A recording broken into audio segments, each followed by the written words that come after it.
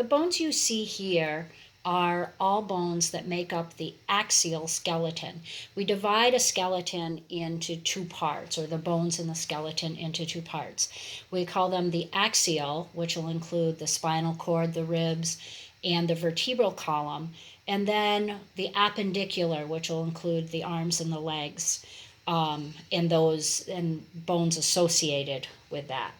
So we've already talked about the skull, so I'm going to remove the skull. And let's talk briefly about the ribs and the vertebral column.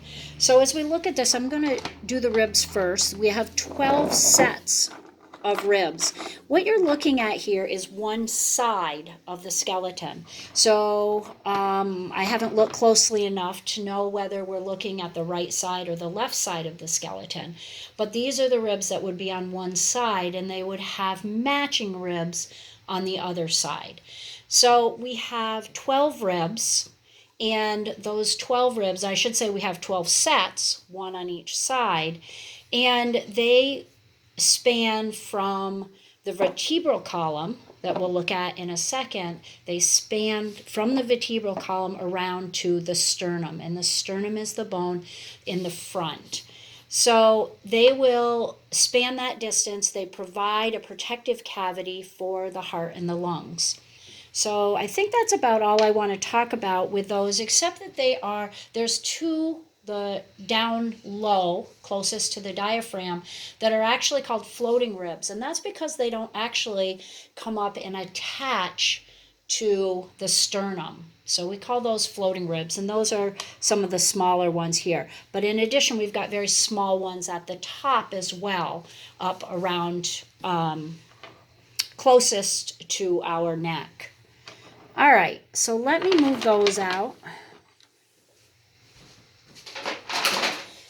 And I want to talk about the vertebral column. And the vertebral column is the column, and I apologize because this is all in a circle, which doesn't help much. But the vertebral column is the column that protects the spinal cord and the nerves of the spinal cord. So as we look at this, this will be the top at the neck. So the foramen magnum, where the spinal cord is going to come up into the brain, this will be the first one. And this will be the first cervical vertebrae. So we actually have 7 cervical vertebrae, and those make up the neck region. And the spinal column will go down through, if you can see, it makes a kind of channel down through there. You can't see it all the way, obviously. So that's how the first cervical vertebrae are aligned. And then, so I mentioned there's 7 of them. After the 7 cervical vertebrae, there's going to be 12 thoracic vertebrae. And that's easy to remember because we know that there's also 12 ribs. So the ribs come around and attach as well, but they also carry on that canal that continues. And you notice, so these are a little bit different shape than our cervical vertebrae. And we have 12 of those. And then we get down to what are called the lumbar vertebrae. And the lumbar vertebrae, I'm going to go this way, because it's easy to see now when we get into the lumbar vertebrae how large these vertebrae are. When people have problems with their back, frequently it's with this region. So these are lumbar vertebrae, and we have 5 lumbar vertebrae.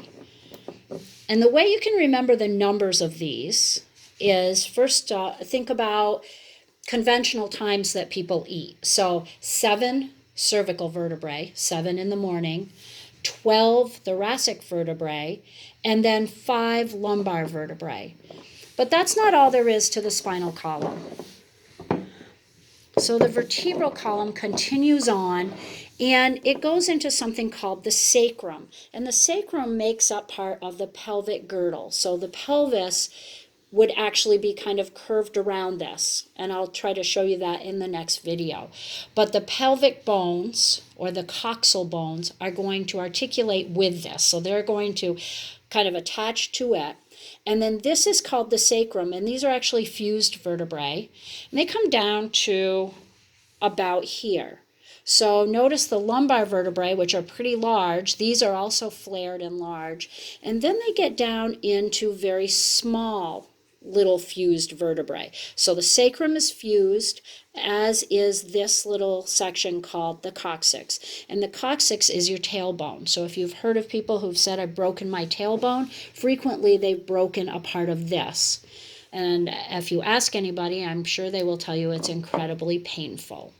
So that is our vertebral column, and ways to remember, because I know I frequently ask the number of vertebrae in the different sections. The cervical vertebrae, 7, the thoracic vertebrae, 12, and the lumbar vertebrae, 5.